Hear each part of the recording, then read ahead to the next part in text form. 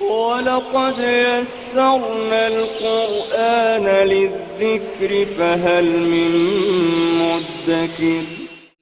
بسم الله الرحمن الرحيم. ألف لام ميم صاد. كتاب أنزل إليك فلا يكن في صدرك حرج منه لتنذر به وذكرى للمؤمنين. اتبعوا ما أنزل إليكم من ربكم ولا تتبعوا من دونه أولياء قليلا ما تذكرون. وكم من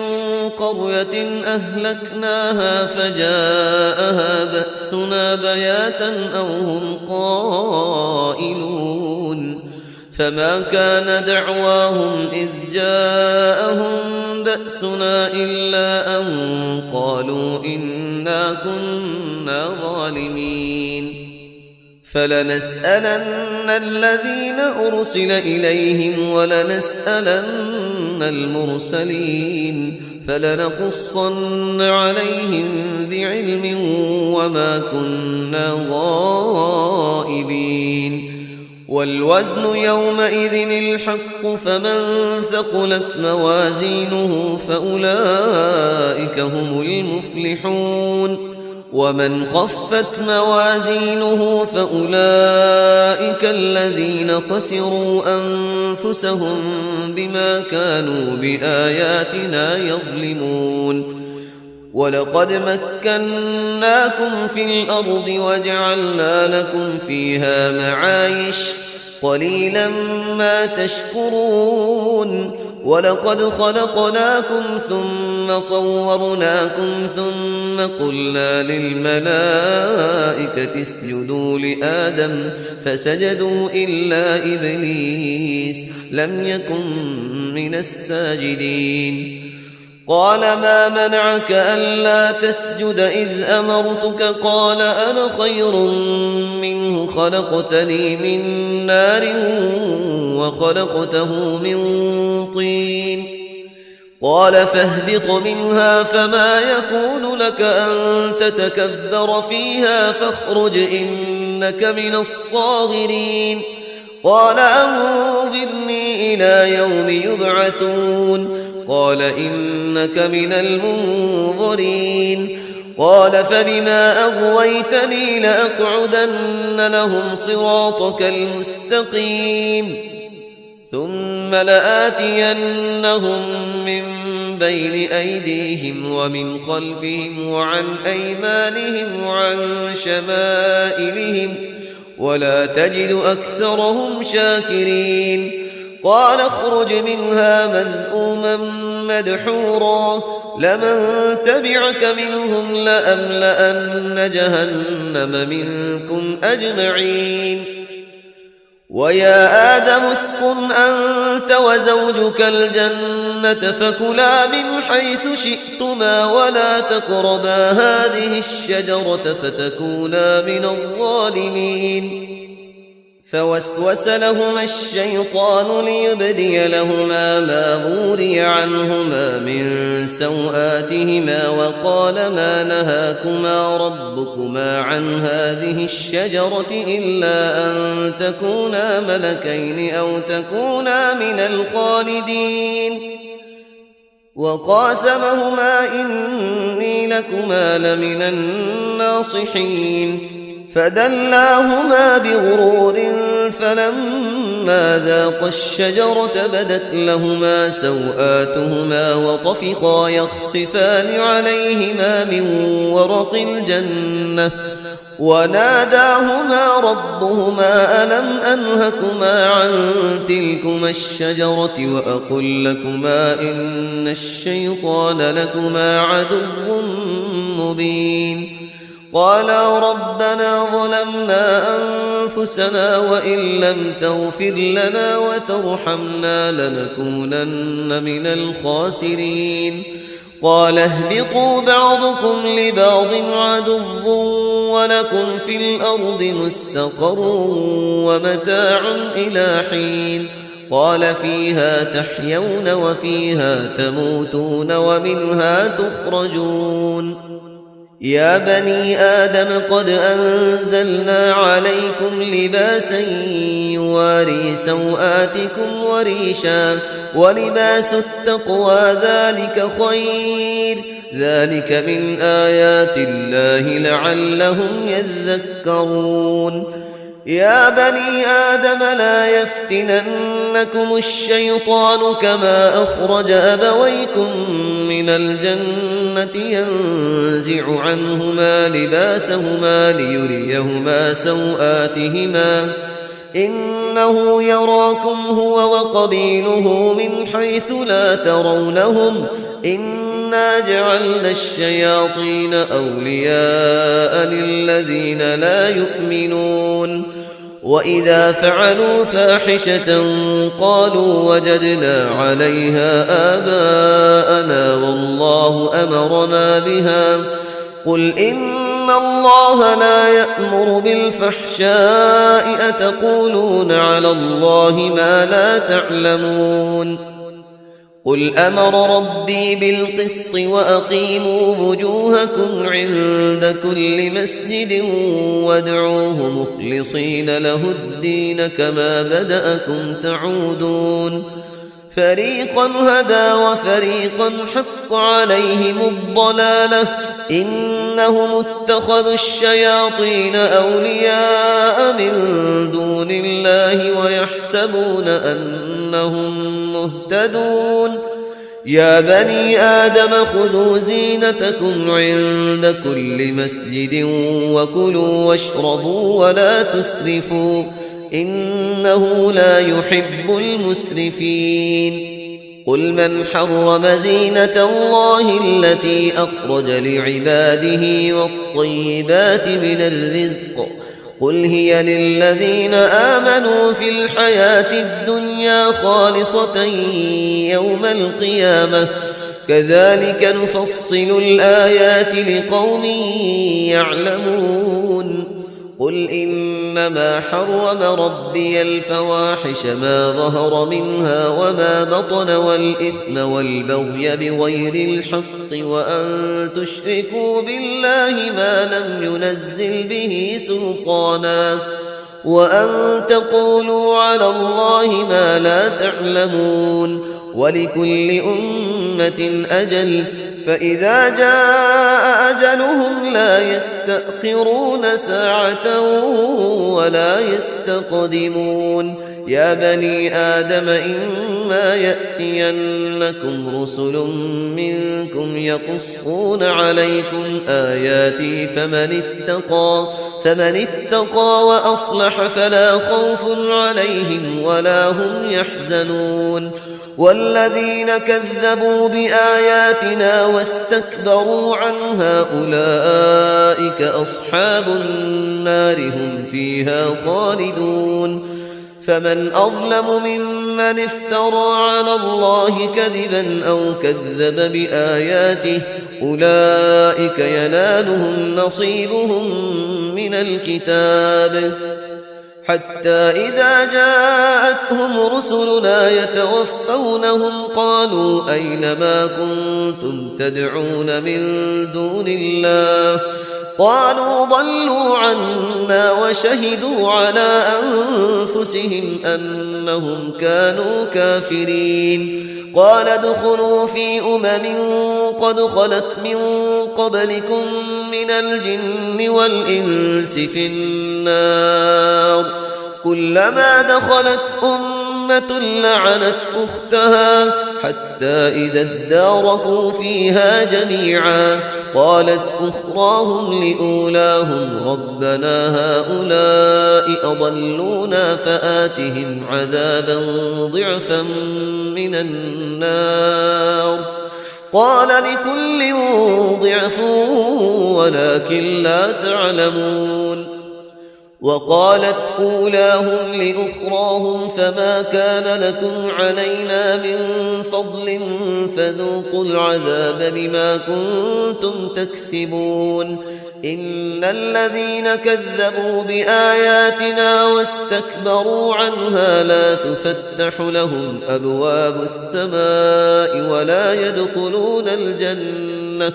ولا يدخلون الجنة حتى يلج الجمل في سم الخياط وكذلك نجزي المجرمين لهم من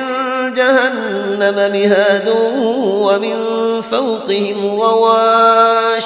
وكذلك نجزي الظالمين والذين آمنوا وعملوا الصالحات لا نكلف نفسا إلا وسعها أولئك أصحاب الجنة هم فيها خالدون ونزعنا ما في صدورهم من غل تجري من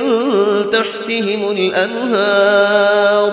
وقالوا الحمد لله الذي هدانا لهذا وما كنا لنهتدي لولا أن هدانا الله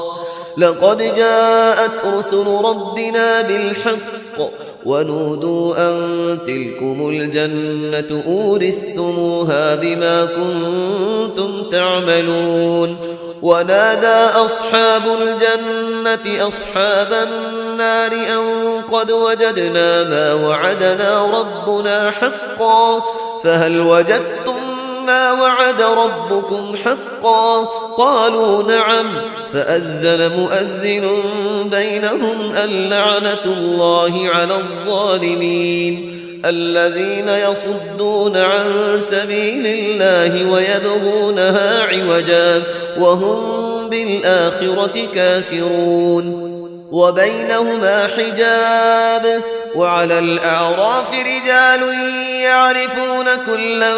بسيماهم ونادوا أصحاب الجنة أن سلام عليكم لم يدخلوها وهم يطمعون وإذا صرفت أبصارهم تلقاء أصحاب النار قالوا ربنا لا تجعلنا مع القوم الظالمين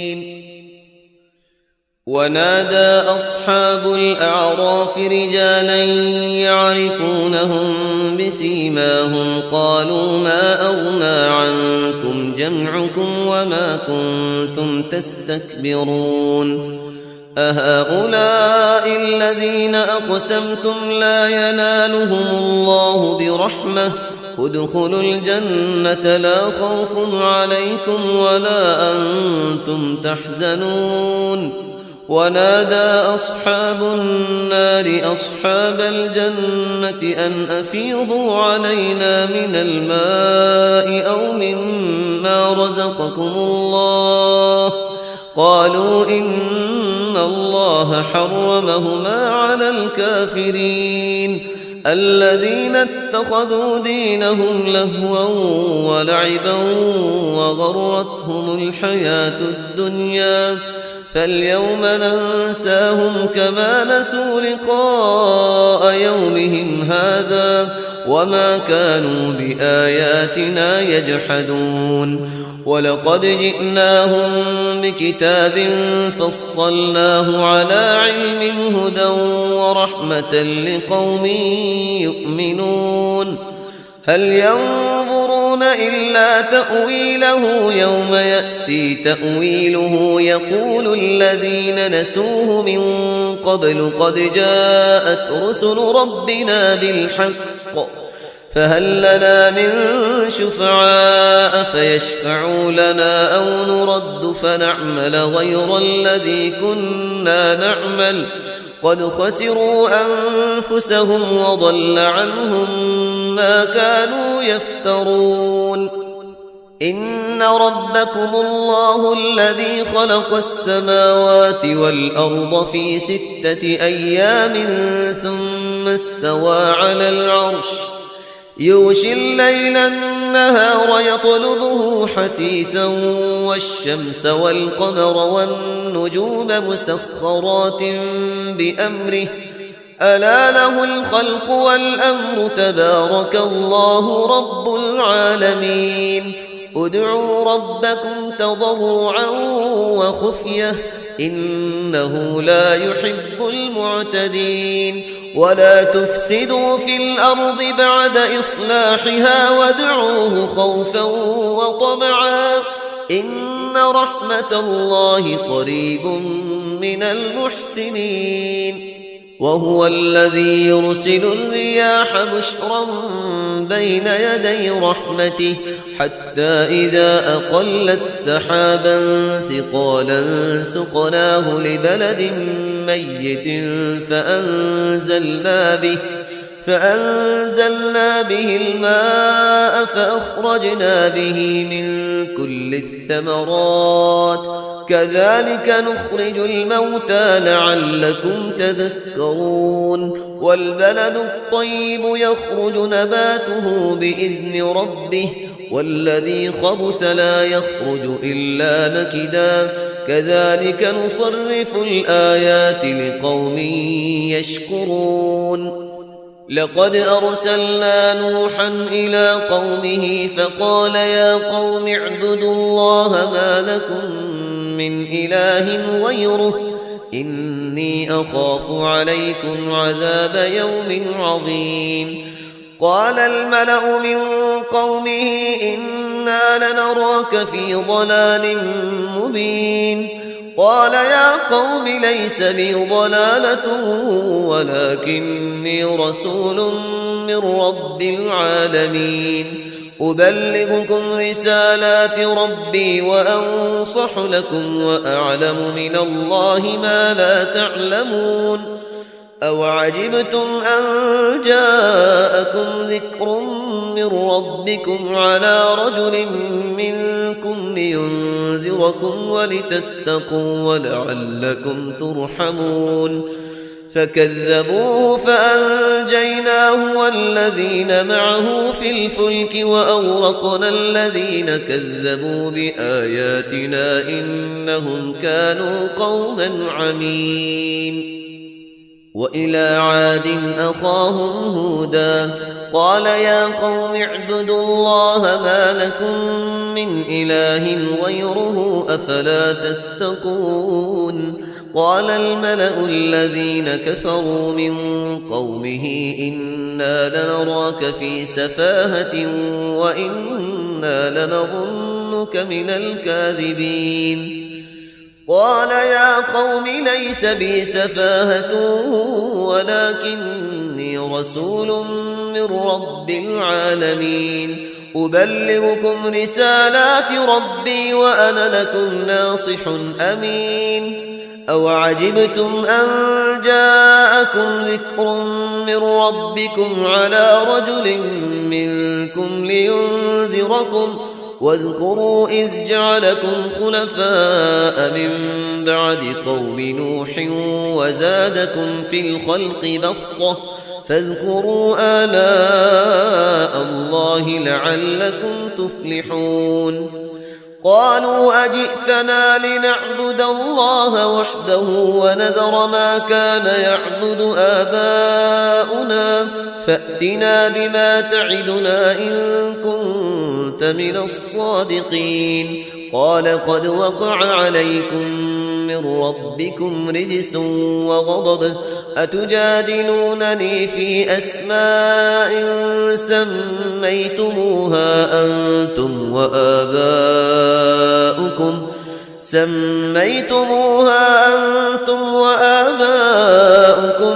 ما نزل الله بها من سلطان فانتظروا إني معكم من المنتظرين فأنجيناه والذين معه برحمة منا وقطعنا دابر الذين كذبوا بآياتنا وما كانوا مؤمنين وإلى ثمود أخاهم صالحا قال يا قوم اعبدوا الله ما لكم من إله غيره قد جاءتكم بينة من ربكم هذه ناقة الله لكم آية فذروها تأكل في أرض الله ولا تمسوها بسوء فيأخذكم عذاب أليم واذكروا إذ جعلكم خلفاء من بعد عاد وبوأكم في الأرض تتخذون من سهولها قصورا وتنحتون الجبال بيوتا فاذكروا آلاء الله ولا تعثوا في الأرض مفسدين قال الملأ الذين استكبروا من قومه للذين استضعفوا لمن آمن منهم أتعلمون أن صالحا مرسل من ربه قالوا إنا بما أرسل به مؤمنون قال الذين استكبروا إنا بالذي آمنتم به كافرون فعقروا الناقة وعتوا عن أمر ربهم وقالوا يا صالح ائتنا بما تعدنا إن كنت من المرسلين فأخذتهم الرجفة فأصبحوا في دارهم جاثمين فتولى عنهم وقال يا قوم لقد أبلغتكم رسالة ربي ونصحت لكم ولكن لا تحبون الناصحين ولوطا إذ قال لقومه أتأتون الفاحشة ما سبقكم بها من أحد من العالمين إنكم لتأتون الرجال شهوة من دون النساء بل أنتم قوم مسرفون وما كان جواب قومه إلا أن قالوا أخرجوهم من قريتكم إنهم أناس يتطهرون فأنجيناه وأهله إلا امرأته كانت من الغابرين وأمطرنا عليهم مطرا فانظر كيف كان عاقبة المجرمين وإلى مدين أخاهم شعيبا قال يا قوم اعبدوا الله ما لكم من إله غيره قد جاءتكم بينة من ربكم فأوفوا الكيل والميزان ولا تبخسوا الناس أشياءهم ولا تفسدوا في الأرض بعد إصلاحها ذلكم خير لكم إن كنتم مؤمنين ولا تقعدوا بكل صراط توعدون وتصدون عن سبيل الله من آمن به وتبغونها عوجا واذكروا إذ كنتم قليلا فكثركم وانظروا كيف كان عاقبة المفسدين وإن كان طائفة منكم آمنوا بالذي أرسلت به وطائفة لم يؤمنوا فاصبروا حتى يحكم الله بيننا وهو خير الحاكمين قال الملأ الذين استكبروا من قومه لنخرجنك يا شعيب والذين آمنوا معك من قريتنا أو لتعودن في ملتنا قال أولو كنا كارهين قد افترينا على الله كذبا إن عدنا في ملتكم بعد إذ نجانا الله منها وما يكون لنا أن نعود فيها إلا أن يشاء الله ربنا وسع ربنا كل شيء علما على الله توكلنا ربنا افتح بيننا وبين قومنا بالحق وأنت خير الفاتحين وقال الملأ الذين كفروا من قومه لئن اتبعتم شعيبا إنكم إذا لخاسرون فأخذتهم الرجفة فأصبحوا في دارهم جاثمين الذين كذبوا شعيبا كأن لم يغنوا فيها الذين كذبوا شعيبا كانوا هم الخاسرين فتولى عنهم وقال يا قوم لقد أبلغتكم رسالات ربي ونصحت لكم فكيف آسى على قوم كافرين وما أرسلنا في قرية من نبي إلا أخذنا أهلها بالبأساء والضراء لعلهم يضرعون ثم بدلنا مكان السيئة الحسنة حتى عفوا وقالوا قد مس آباءنا الضراء والسراء فأخذناهم بغتة وهم لا يشعرون ولو أن أهل القرى آمنوا واتقوا لفتحنا عليهم بركات من السماء والأرض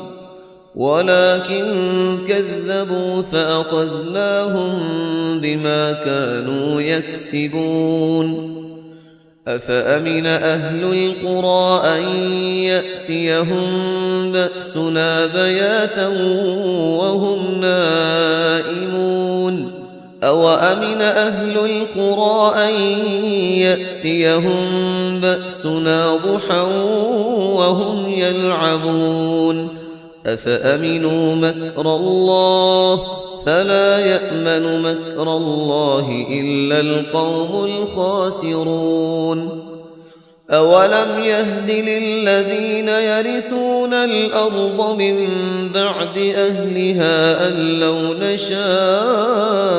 أصبناهم بذنوبهم ونطبع على قلوبهم فهم لا يسمعون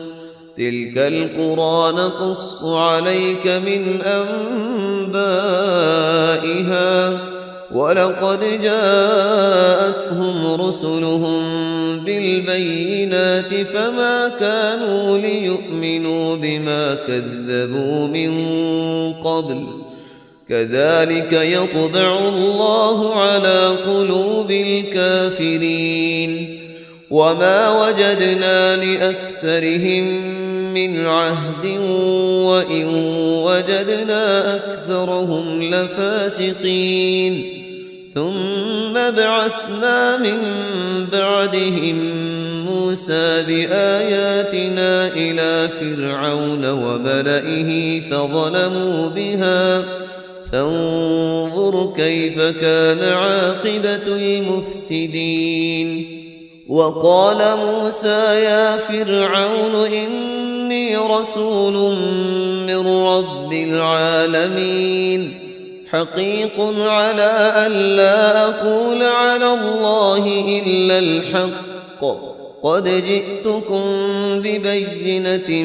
من ربكم فأرسل معي بني إسرائيل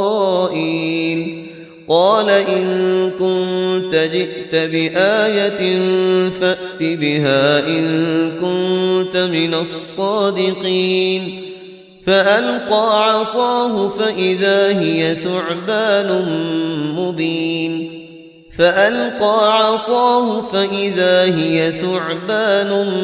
مبين ونزع يده فإذا هي بيضاء للناظرين قال الملأ من قوم فرعون إن هذا لساحر عليم يريد أن يخرجكم من أرضكم فماذا تأمرون قالوا أرجه وأخاه وأرسل في المدائن حاشرين يأتوك بكل ساحر عليم. وجاء السحرة فرعون قالوا إن لنا لأجرا إن كنا نحن الغالبين. قال نعم وإنكم لمن المقربين. قالوا يا موسى إما أن تلقي وإما أن نكون نحن الملقين. قال ألقوا. فلما ألقوا سحروا أعين الناس واسترهبوهم وجاءوا بسحر عظيم. وأوحينا إلى موسى أن ألق عصاك فإذا هي تلقف ما يأفكون. فوقع الحق وبطل ما كانوا يعملون. فغلبوا هنالك وانقلبوا صاغرين. وألقي السحرة ساجدين قالوا آمنا برب العالمين رب موسى وهارون. قال فرعون آمنتم به قبل أن آذن لكم إن هذا لمكر مكرتموه في المدينة لتخرجوا منها أهلها فسوف تعلمون. لأقطعن أيديكم وأرجلكم من خلاف ثم لأصلبنكم أجمعين. قالوا إنا إلى ربنا منقلبون. وما تنقم منا إلا أن آمنا بآيات ربنا لما جاءتنا ربنا أفرغ علينا صبرا وتوفنا مسلمين. وقال الملأ من قوم فرعون أتذر موسى وقومه ليفسدوا في الأرض ويذرك وآلهتك قال سنقتل أبناءهم ونستحيي نساءهم وإنا فوقهم قاهرون. قال موسى لقومه استعينوا بالله واصبروا إن الأرض لله يورثها من يشاء من عباده والعاقبة للمتقين. قالوا أوذينا من قبل أن تأتينا ومن بعد ما جئتنا قال عسى ربكم أن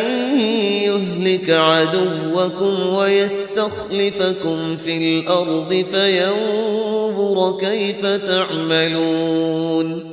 ولقد أخذنا آل فرعون بالسنين ونقص من الثمرات لعلهم يذكرون. فإذا جاءتهم الحسنة قالوا لنا هذه وإن تصبهم سيئة يطيروا بموسى ومن معه ألا إنما طائرهم عند الله ولكن أكثرهم لا يعلمون. وقالوا مهما تأتنا به من آية لتسحرنا بها فما نحن لك بمؤمنين. فأرسلنا عليهم الطوفان والجراد والقمل والضفادع والدم آيات مفصلات فاستكبروا وكانوا قوما مجرمين. ولما وقع عليهم الرجز قالوا يا موسى ادع لنا ربك بما عهد عندك لئن كشفت عنا الرجز لنؤمنن لك ولنرسلن معك بني إسرائيل. فلما كشفنا عنهم الرجز إلى أجل هم بالغوه إذا هم ينكثون فانتقمنا منهم فأغرقناهم في اليم بأنهم كذبوا بآياتنا وكانوا عنها غافلين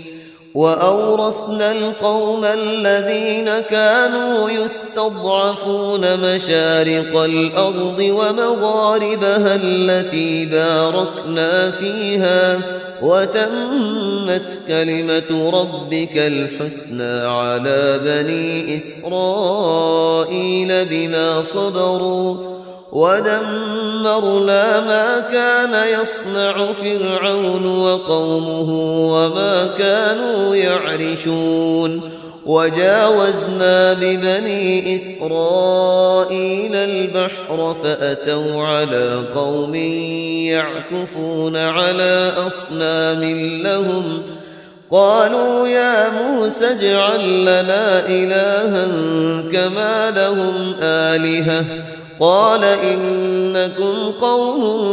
تجهلون إن هؤلاء متبر ما هم فيه وباطل ما كانوا يعملون قال أغير الله أبغيكم إلها وهو فضلكم على العالمين وإذ أنجيناكم من آل فرعون يسومونكم سوء العذاب يقتلون أبناءكم ويستحيون نساءكم وفي ذلكم بلاء من ربكم عظيم وواعدنا موسى 30 ليلة وأتممناها ب10 فتم ميقات ربه 40 ليلة وقال موسى لأخيه هارون اخلفني في قومي وأصلح ولا تتبع سبيل المفسدين ولما جاء موسى لميقاتنا وكلمه ربه قال رب أرني أنظر إليك قال لن تراني ولكن انظر إلى الجبل فإن استقر مكانه فسوف تراني فلما تجلى ربه للجبل جعله دكا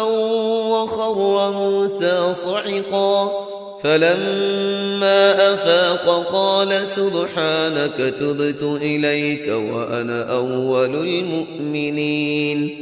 قال يا موسى إني اصطفيتك على الناس برسالاتي وبكلامي فخذ ما آتيتك وكن من الشاكرين وكتبنا له في الألواح من كل شيء موعظة وتفصيلا لكل شيء فخذها بقوة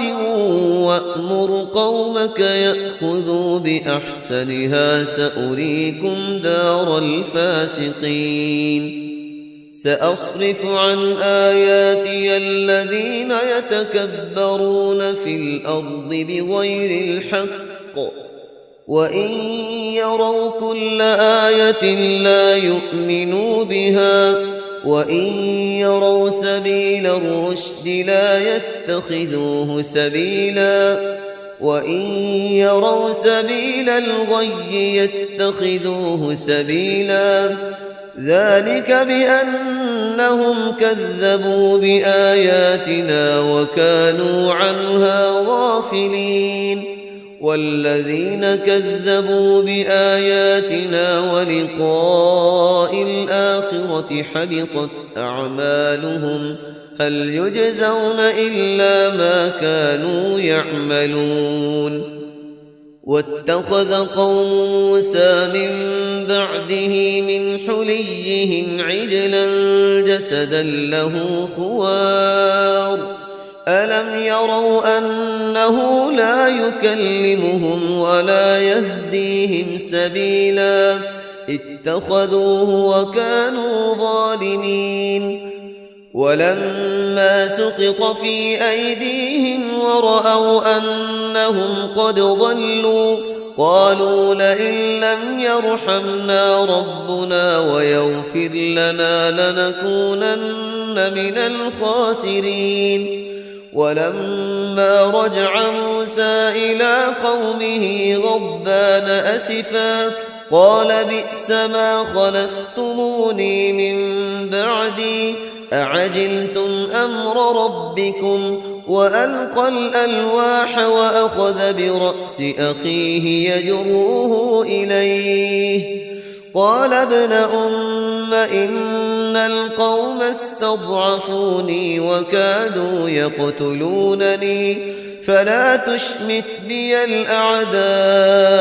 ولا تجعلني مع القوم الظالمين قال رب اغفر لي ولأخي وأدخلنا في رحمتك وأنت أرحم الراحمين إن الذين اتخذوا العجل سينالهم غضب من ربهم وذلة في الحياة الدنيا وكذلك نجزي المفترين والذين عملوا السيئات ثم تابوا من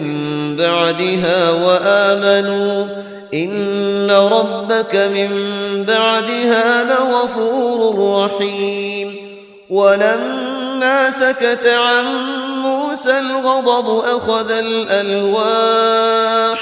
وفي نسختها هدى ورحمة للذين هم لربهم يرهبون واختار موسى قومه 70 رجلا لميقاتنا فلما أخذتهم الرجفة قال رب لو شئت أهلكتهم من قبل وإياي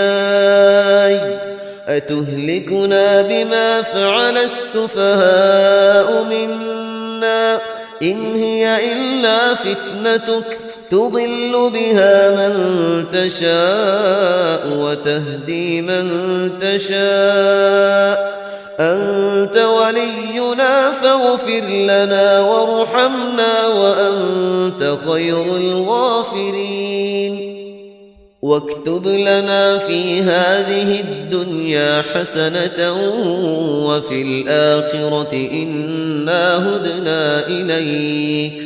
قال عذابي أصيب به من أشاء ورحمتي وسعت كل شيء فسأكتبها للذين يتقون ويؤتون الزكاة والذين هم بآياتنا يؤمنون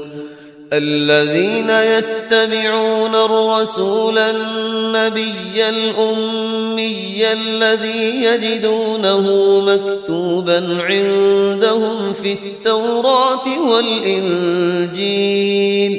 يأمرهم بالمعروف وينهاهم عن المنكر ويحل لهم الطيبات ويحرم عليهم الخبائث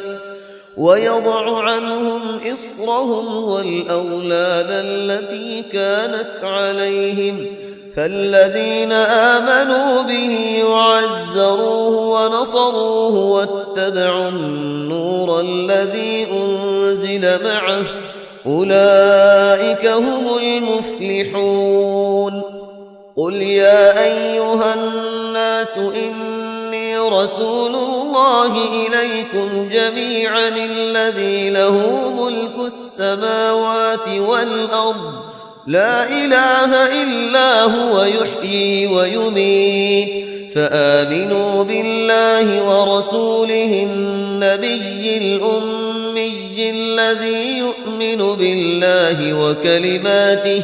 واتبعوه لعلكم تهتدون ومن قوم موسى أمة يهدون بالحق وبه يعدلون وقطعناهم 12 أسباطا أمما وأوحينا إلى موسى إذ استسقاه قومه أن اضرب بعصاك الحجر فانبجست منه 12 عينا قد علم كل أناس مشربهم وظللنا عليهم الغمام وأنزلنا عليهم المن والسلوى كلوا من طيبات ما رزقناكم وما ظلمونا ولكن كانوا أنفسهم يظلمون وإذ قيل لهم اسكنوا هذه القرية وكلوا منها حيث شئتم وقولوا حطة وادخلوا الباب سجدا نغفر لكم خطيئاتكم سنزيد المحسنين فبدل الذين ظلموا منهم قولا غير الذي قيل لهم فأرسلنا عليهم رجزا من السماء بما كانوا يظلمون واسألهم عن القرية التي كانت حاضرة البحر إذ يعدون في السبت إذ تأتيهم حيتانهم يوم سبتهم شرعا ويوم لا يسبتون لا تأتيهم كذلك نبلوهم بما كانوا يفسقون وإذ قالت أمة منهم لم تعظون قوما الله مهلكهم أو معذبهم عذابا شديدا قالوا معذرة إلى ربكم ولعلهم يتقون فلما نسوا ما ذكروا به أنجينا الذين ينهون عن السوء وأخذنا الذين ظلموا بعذاب بئيس بما كانوا يفسقون فلما عتوا عما نهوا عنه قلنا لهم كونوا قردة خاسئين وإذ تأذن ربك ليبعثن عليهم إلى يوم القيامة من يسومهم سوء العذاب إن ربك لسريع العقاب وإنه لغفور رحيم وقطعناهم في الأرض أمما منهم الصالحون ومنهم دون ذلك وبلوناهم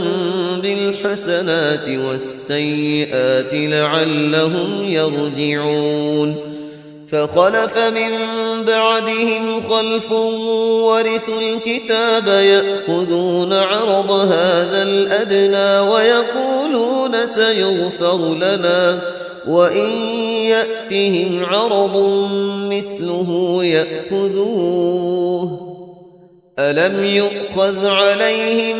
ميثاق الكتاب ألا يقولوا على الله إلا الحق ودرسوا ما فيه والدار الآخرة خير للذين يتقون أفلا تعقلون والذين يمسكون بالكتاب وأقاموا الصلاة إنا لا نضيع أجر المصلحين وإذ نتقنا الجبل فوقهم كأنه ظلة وظنوا أنه واقع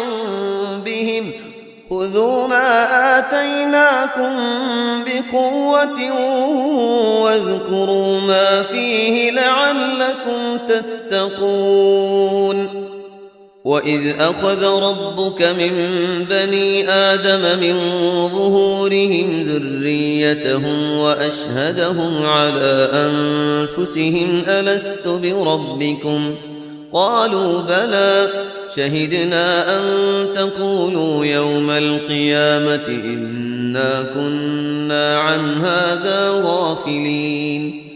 أو تقولوا إنما أشرك آباؤنا من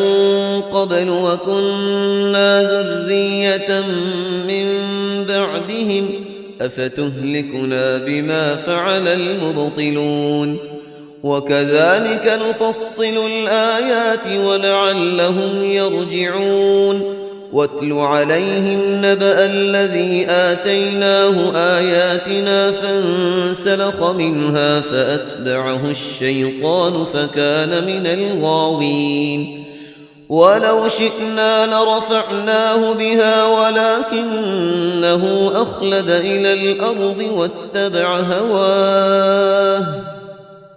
فمثله كمثل الكلب إن تحمل عليه يلهث أو تتركه يلهث ذلك مثل القوم الذين كذبوا بآياتنا فاقصص القصص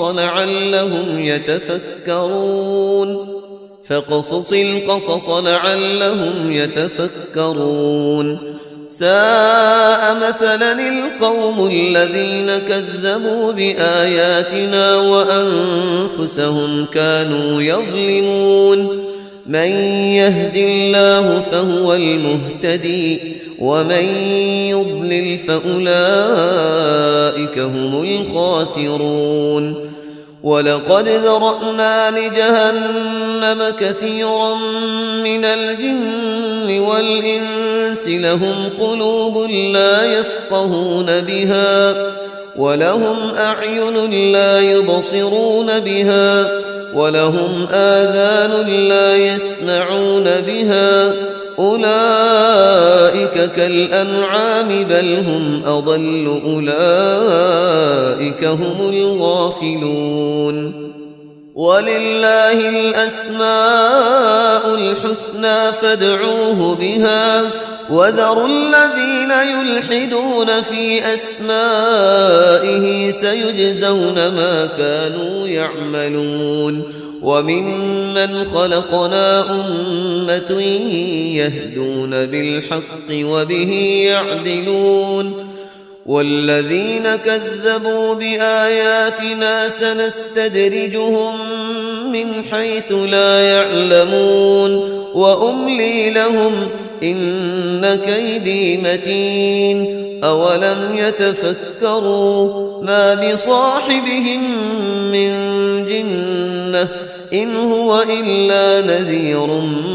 مبين أولم ينظروا في ملكوت السماوات والأرض وما خلق الله من شيء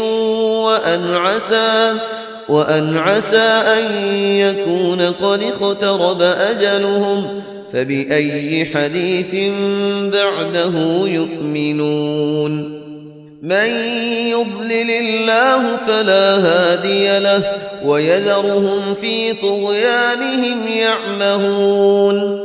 يسألونك عن الساعة أيان مرساها قل إنما علمها عند ربي لا يجليها لوقتها إلا هو ثقلت في السماوات والأرض لا تأتيكم إلا بغتة يسألونك كأنك حفي عنها قل إنما علمها عند الله ولكن أكثر الناس لا يعلمون قل لا أملك لنفسي نفعا ولا ضرا إلا ما شاء الله ولو كنت أعلم الغيب لاستكثرت من الخير وما مسني السوء إن أنا إلا نذير وبشير لقوم يؤمنون هو الذي خلقكم من نفس واحدة وجعل منها زوجها ليسكن إليها فلما تغشاها حملت حملا خفيفا فمرت به فلما أثقلت دعوا الله ربهما لئن آتيتنا صالحا لنكونن من الشاكرين فلما آتاهما صالحا جعلا له شركاء فيما آتاهما فتعالى الله عما يشركون أيشركون ما لا يخلق شيئا وهم يخلقون ولا يستطيعون لهم نصرا ولا أنفسهم ينصرون وإن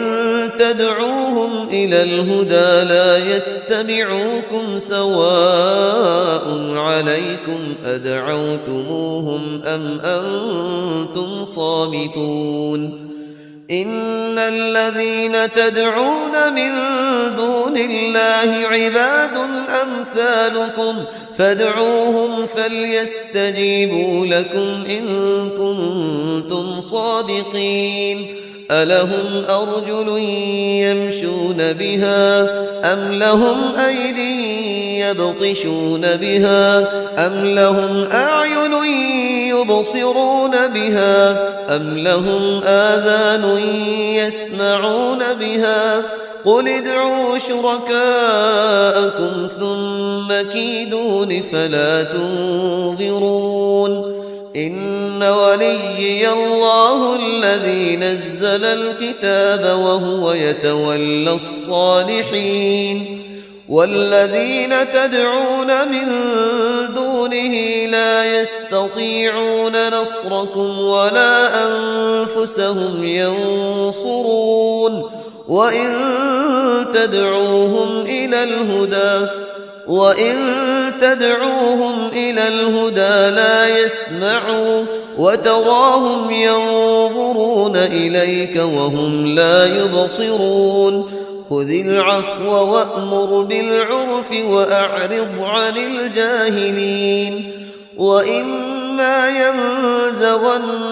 من الشيطان نزغ فاستعذ بالله إنه سميع عليم إن الذين اتقوا إذا مسهم طائف من الشيطان تذكروا فإذا هم مبصرون وإخوانهم يمدونهم في الغي ثم لا يقصرون وإذا لم تأتهم بآية قالوا لولا اجتبيتها قل إنما أتبع ما يوحى إلي من ربي هذا بصائر من ربكم وهدى ورحمة لقوم يؤمنون وإذا قرئ القرآن فاستمعوا له وأنصتوا لعلكم ترحمون واذكر ربك في نفسك تضرعا وخيفة ودون الجهر من القول بالغدو والآصال ولا تكن من الغافلين إن الذين عند ربك لا يستكبرون عن عبادته ويسبحونه وله يسجدون ولقد يسرنا القرآن للذكر فهل من مدكر